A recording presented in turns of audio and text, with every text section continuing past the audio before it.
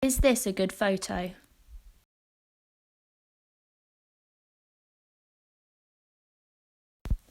The photo you've just seen is from a participatory photography project. Participatory photography is the process of providing often marginalised groups with cameras and the skills needed to give them the opportunity to record their perspectives. It's the process of taking photographs and having subsequent group discussions between participants and researchers. It provides a space for new dialogues and exchanging of knowledge. It grew in popularity in the early 90s and is now an international practice, whether used by small groups or large organisations. Despite this, it has also gained criticism. It's an ever-changing practice surrounded by debate. Participatory photography has often been linked to well-being and mental health. Most of the case studies in this talk either tackle mental health head-on or have undertones of increasing well-being. So what is more important in participatory photography? The skills the participants learn, the confidence and ambition they gain, or is it the photographic outcome of the projects? What the photos look like, or how the audience can relate to them?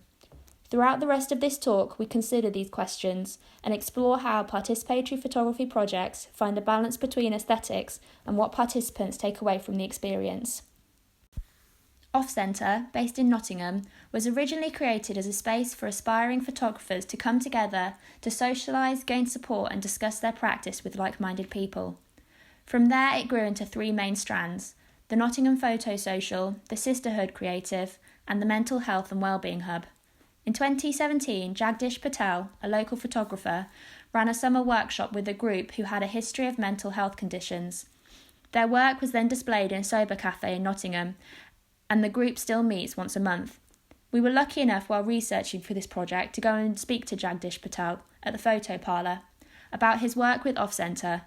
We found this visit incredibly useful and inspiring and came away with some really good thoughts and information from Jagdish. Tiffany Ferry is a leading practitioner in this field and is a spearhead for the movement.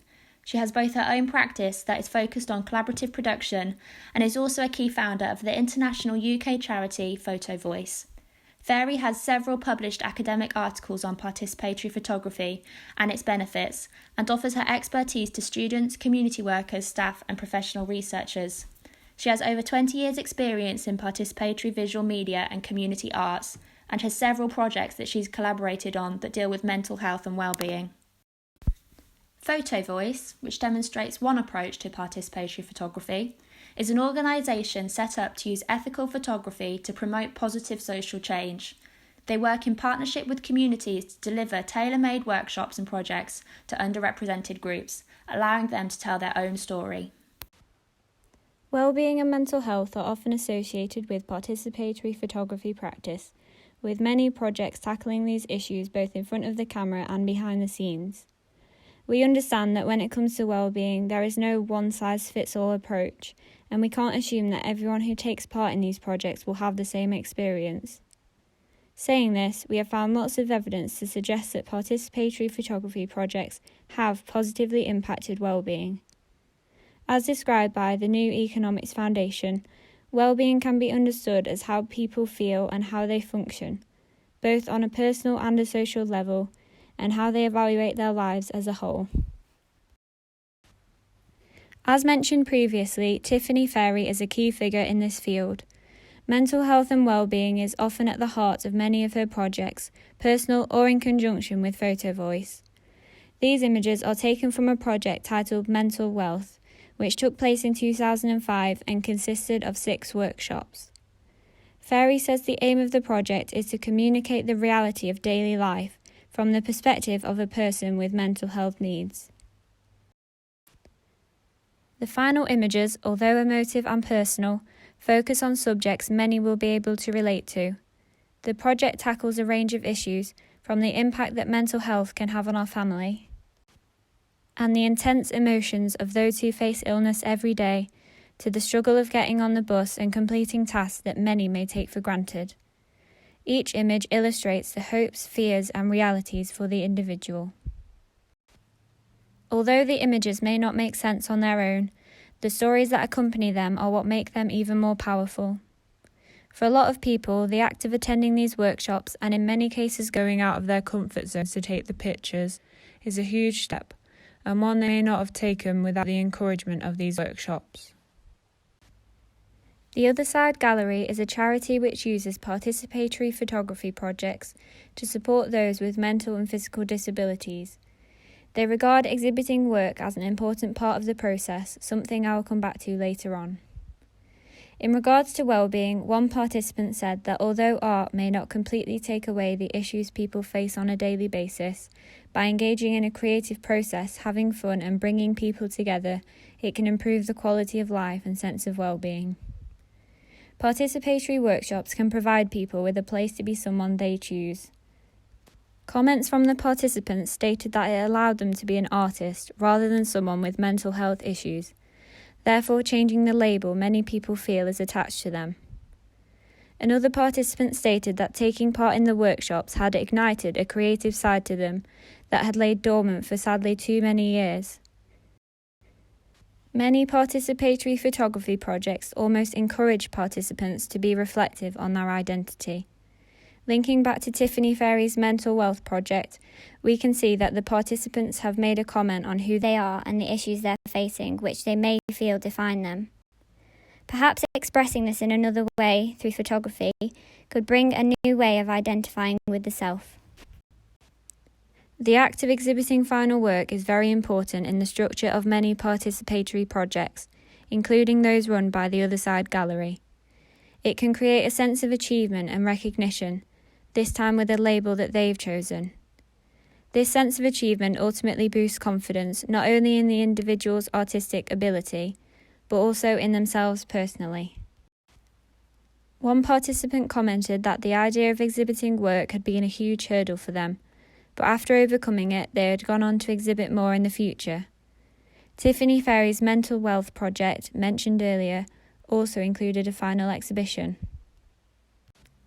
The pictures were exhibited in the House of Commons as a call for action, in light of a proposed new mental health legislation. Ferry referred to the project as a success in raising awareness for those living with mental health needs, but also in terms of therapeutic benefits for the participants. 5 of the participants even stated that the project had been more effective in building their confidence than months of counselling or medication would have done. This will be discussed in more detail later. However, we recognise that in some circumstances, projects do not always have a positive impact on participants and could even negatively affect their well-being. While some successful projects allow the individual to progress after completion, many projects do not continue beyond the initial set timescale. This can be due to a number of reasons, the main one being a lack of funding. As we have seen, these programs can be so influential on people in terms of their confidence and well-being. For many people, these projects ignite an interest, give people a focus and potentially dreams for the future as an artist. However, it's important to consider the fact that such projects may be essentially providing people with false hope. In many cases, the organisations cannot support participants beyond a certain point, which could be detrimental to that individual's mental health. You could argue that with the ubiquity of photography today, many people do have access to some form of camera in which they could use to continue taking pictures, perhaps carrying over the skills they've learned in the workshops. However, we realise this isn't the case for everyone. This highlights something we feel needs to be addressed in how participatory photography projects are structured. We felt it was important within this talk to mention participatory photography in a wider context, in terms of how it sits alongside other forms of therapy, such as verbal counselling. In order to look at these types of services side by side, we did some research into studies conducted into the effectiveness of participatory photography in comparison to verbal therapy. While some of the benefits from both therapeutic photography and verbal therapy were similar in their impacts on the well-being of the patient, both are potentially very separate forms of therapy. Participatory photography is not there to necessarily replace verbal therapy, but possibly only to sit alongside it. As Anita Jensen states in the conclusion of their study on art participation, participating in community art is not the resolution to all mental or other health issues, supporting the idea that participatory photography may only be something which aids other forms of therapy and alleviates some of the pressure on community NHS services. Going back to Tiffany Ferry, whose work is featured massively within our talk, we look at how she discusses the combination of participatory photography with therapeutic methods. Throughout much of her work, Ferry is involved in projects which deal with and are often revolved around the well-being of participants, as discussed previously. This is something we were all aware of, yet we had not discovered how these organised groups tailored the way they structured the workshops to suit these very specific needs. Ferry discusses how through collaboration with mental health professionals, psychotherapists and community health workers, she was able to develop these therapeutic methods which would support the participants in the correct way. We all are in agreement that this communication is a vital aspect of participatory photography when these groups and organisations are being woven into aspects of our NHS services. As mentioned previously within this talk, Off-Centre has inspired many of our ideas after having the opportunity to experience first-hand the work which the organiser, Jagdish, was carrying out in Nottingham. Whilst Off-Centre is the overarching organisation, there are a number of different offshoots within the social enterprise, all of which centre around the use of photography for shaping civic and contemporary attitudes, initiating collaborative conversations and changing prevailing thoughts about our local environment and marginalised communities. One of the areas which particularly stood out to us was the Mental Health and Wellbeing Hub. Since our talk is focused around the idea of improved mental health and well-being through the use of photography, we felt this was a really interesting example to explore and include. The Off-Centre website states that the Mental Health and Wellbeing Hub is a collection of projects which help people to create personal work about their lived experiences, provide socially engaging creative workshops which tackle well-being, and work on confidence building, loneliness and other similar issues. One of the groups within this hub is the Scrambles, a group which meet up on a monthly basis and is a photography group and supportive network for people experiencing mental ill health. Every month, the group sets specific themes for each group session. One recent theme revolves around therapeutic photography, for example. This idea of therapeutic photography is something we have previously mentioned within this talk. As discussed with Jagdish, for many of the participants, simply leaving the house is an achievement, so having this group could be very beneficial for many of them. The sessions will also provide a sense of community and give a form of social engagement which the participants may not get elsewhere. Particularly in the recent hard times caused by the coronavirus, many people have turned to photographic practices as a coping mechanism.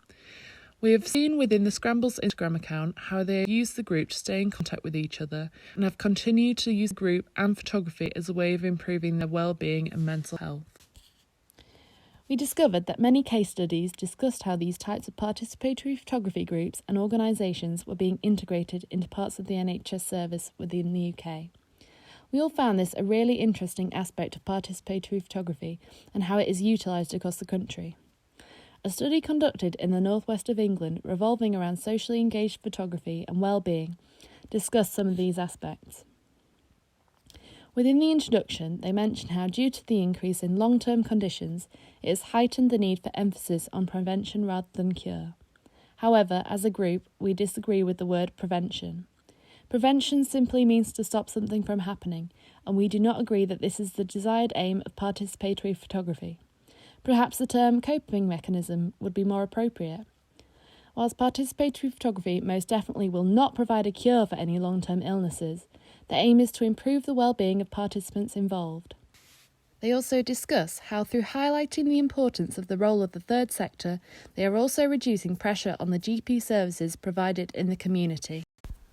So developing on this idea of the GP referral of participatory photography, we asked the question, what signifies a participant's suitability for these types of programmes?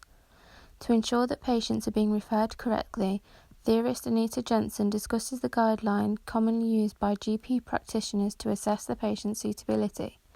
One such example is the do no harm principle, which works to consider whether an intervention or procedure is to be made and the patient's well-being is the primary consideration. It is a simple reminder that the practitioner must first consider whether the programme will do more harm than good for the patient.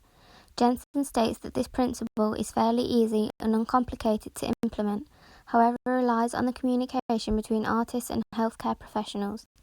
This is something which is highlighted by Tiffany Ferry, again placing the importance on this relationship between the professionals in order for the projects to be successful in their aims. We couldn't talk about participatory photography without thinking about aesthetics, because at its core it is a visual art form.